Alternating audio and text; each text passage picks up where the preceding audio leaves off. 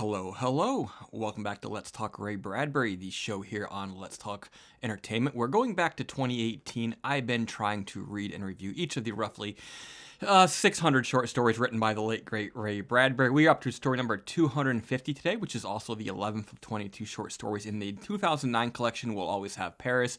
Today's story is entitled Last Laughs.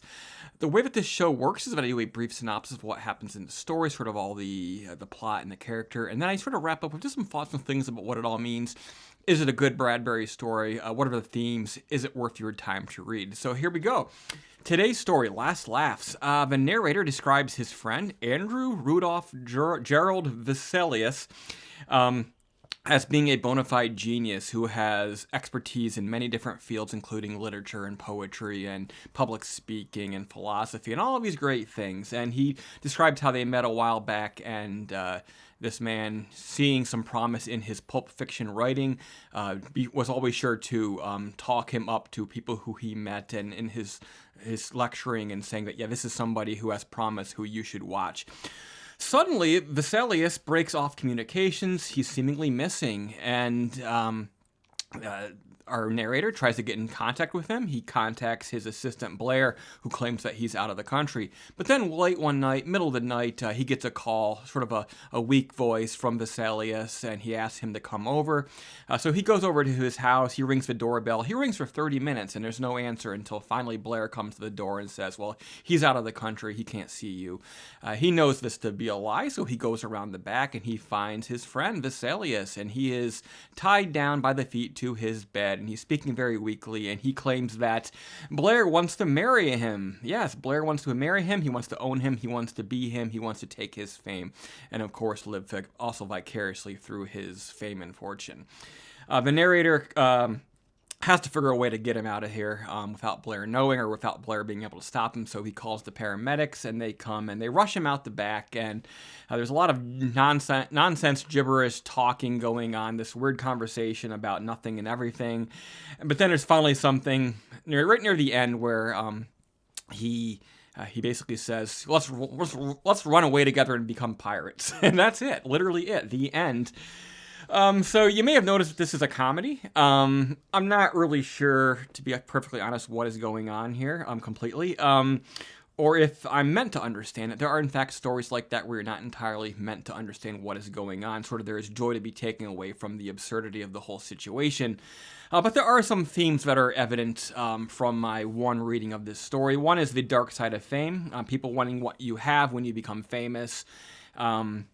And forgetting that you are, in fact, a human yourself with all the same needs and wants and personality traits as people who do not share your fame and fortune.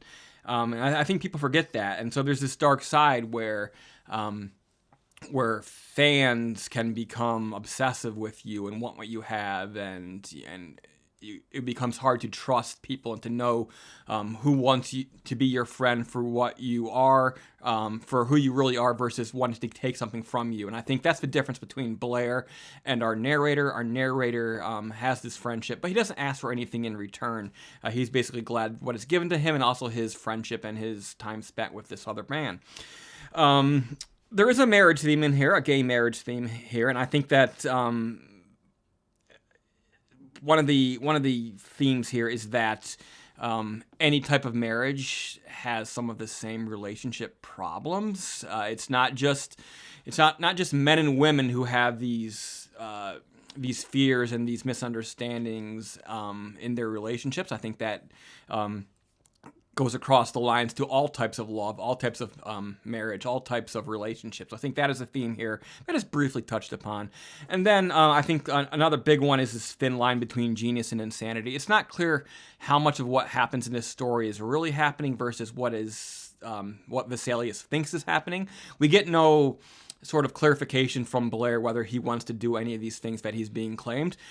Perhaps Vesalius is just going nuts, in that perhaps Blair is trying to protect him from the world knowing and being exposed to his insanity, because by all accounts he does seem to be insane. So there is that. Perhaps all of this is made up in his mind, and our narrator is not in fact rescuing him, but rather being drawn into his insanity willingly. So it's very unclear what the case may be, but I think that there is fun in stories like this where you can open up to many different interpretations. It's not completely fulfilling because it doesn't really give you the means to make a definitive ruling on what the author means, but at the same time there is entertainment and there is meaning to be drawn from the reading of a story like this. But there you have it, a very weird story, Last Laughs, the 11th of 22 short stories in We'll Always Have Paris. Next time, our story will be Pieta Summer, which will be our 251st story, the 12th of 22 in this collection. And I hope that you will come back in a couple of days and find out what that is all about with me. Have you read Last Laugh? Let me know in the comment section below. Let me know what you thought about the story. Let me know what you took away from the story. Did you find a different meaning in it than I did? Did you like it? Did you hate it? I want to know. Tell me in the comment section below, and I'll see you again soon.